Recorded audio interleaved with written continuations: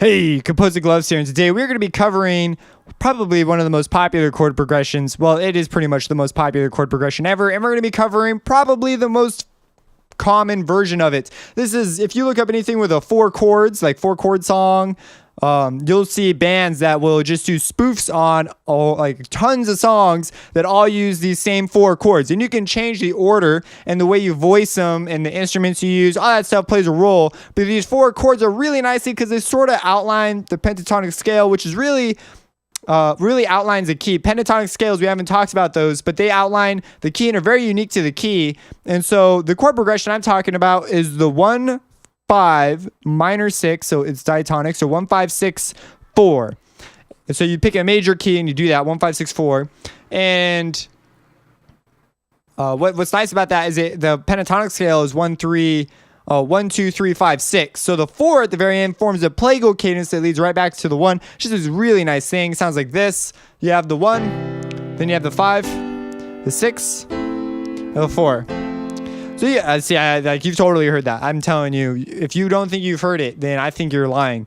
So it is a, like Let It Be, song by the Beatles, No Woman, No Cry. They all use songs like they all use songs. They are all songs that use this progression. So let's come over here. I prepped this little thing because once you get chord progressions, you have to come up with interesting ways to use it. So one option to make this chord progression more interesting is to sort of stick the chords together a little bit quicker. So, you could do something like, so we do the 1.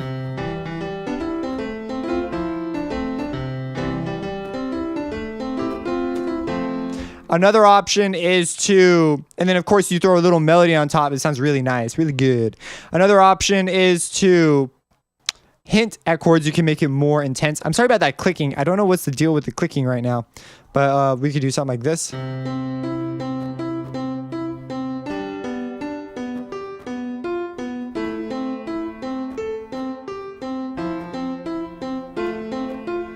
Now, the sound I'm currently playing that with, if you imagine it being a lot like the tone is a lot more like a mellower tone, lots of reverb, quiet, sort of a dramatic pop march type deal. It can sound very dramatic. You probably heard that too. And so you can also change the inversions quite a bit to lend yourself. I kind of expect you to do that, but you could also add alterations. You can add 9s and 7s. So.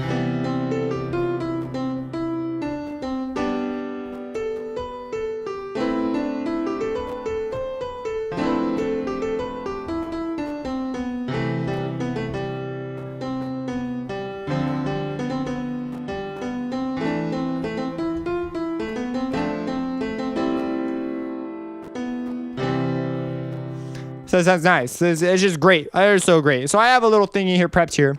That is so driving me crazy. I bet it has something to do with contacts. Okay, so I have this little thing prepped here. And here, I took the time to write it out. Now, the mixing is a disaster zone, but I actually got some sounds. The drums come in kind of suddenly and stuff. It's whatever. But I'll play it for you real quick just so you can see it. But here is the chord progression. And what's cool about this is it has the outlines, the bass. It infers inversions on the parts where the rest of the chord isn't there. And you've got actual inversions happening elsewhere. So it's kind of this cool thing that creates a lot of interest. You also notice that I outlined the chords on beats 2 and beats 4, and that also creates interest. Now we have some sort of a syncopation. If you go way back to the syncopation video near like the beginning of this series, I talk about this kind of stuff. So so at this point, this is where I give you the chords and a little bit about making melodies, and you just go crazy, man. You get creative now. So here it is.